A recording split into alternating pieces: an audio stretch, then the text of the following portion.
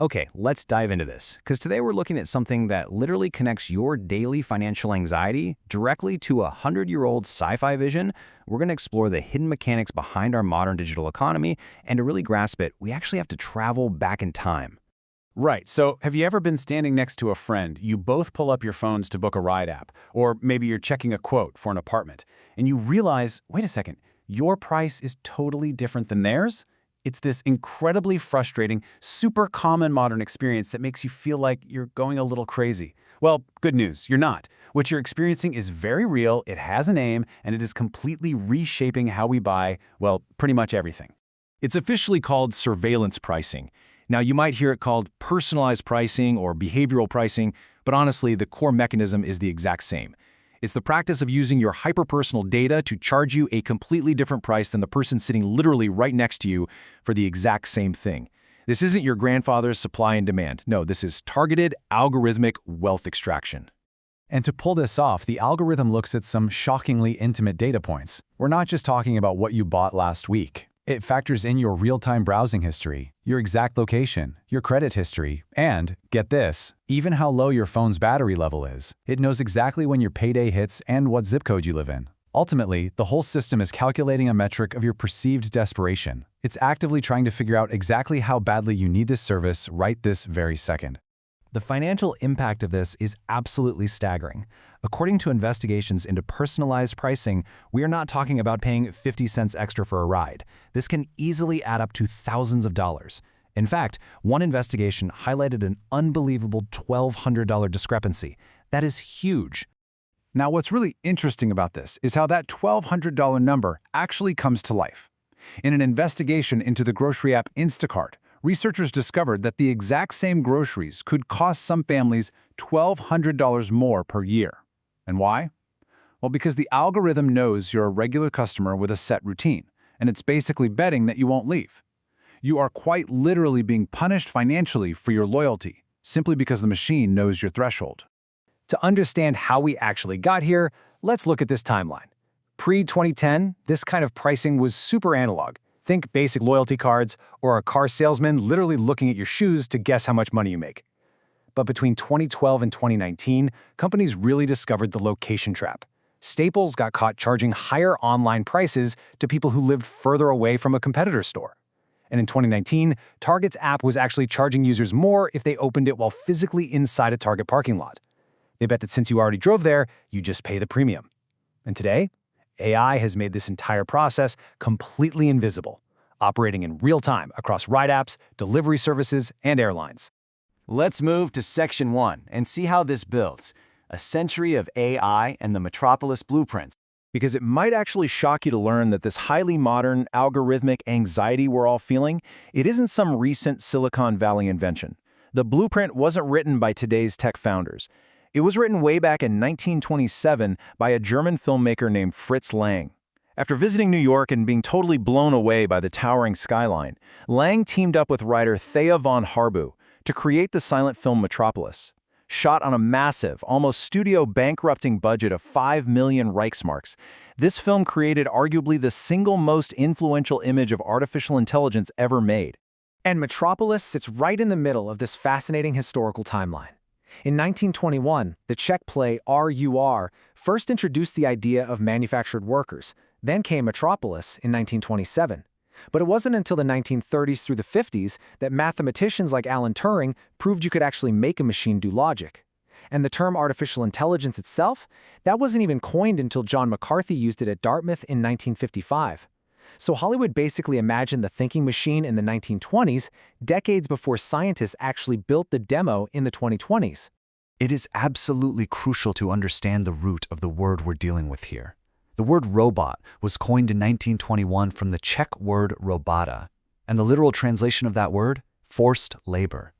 From its very inception in the human imagination, artificial intelligence and robotics were never framed purely as fun technological novelties. They were framed as labor issues. It was always about manufacturing a workforce.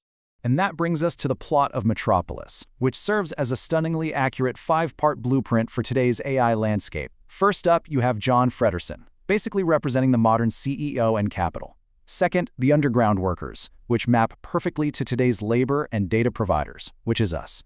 Third, Rotwang, the mad engineer who just wants to play God. Fourth, True Maria, who represents human compassion and organizing labor. And fifth, False Maria, an AI built to look totally human but fully weaponized.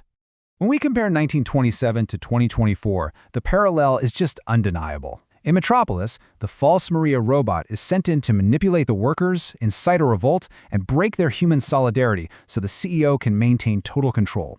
Fast forward to 2024, and sophisticated algorithms manipulate us as consumers, separating us with individualized pricing and breaking our collective leverage just to extract the absolute maximum wealth from each isolated individual.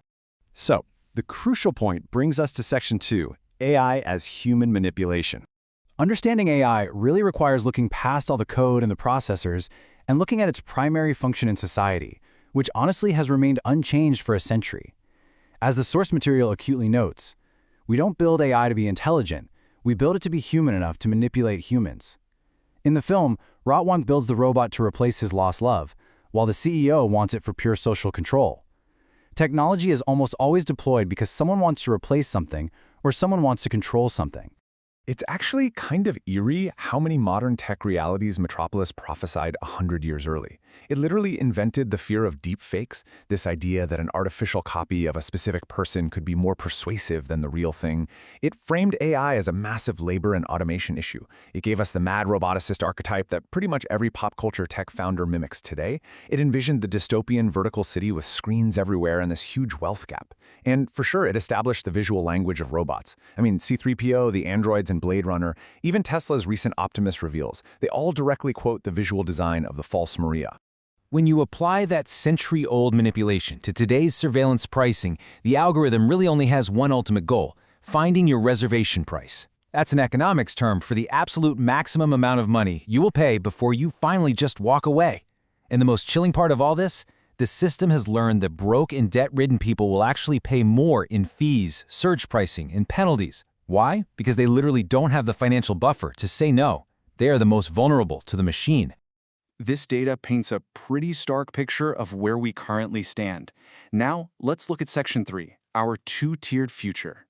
We need to look at what the research says is coming next, and how this dynamic is going to reshape the very structure of our economy in the near future. Over the next few years, basically between 2026 and 2028, the data suggests things are going to intensify.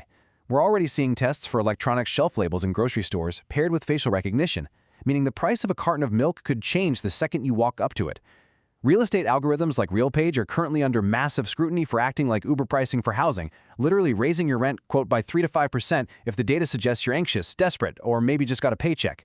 And experts think this will likely apply to wages in reverse, algorithms calculating the absolute lowest wage you're willing to accept on any given day.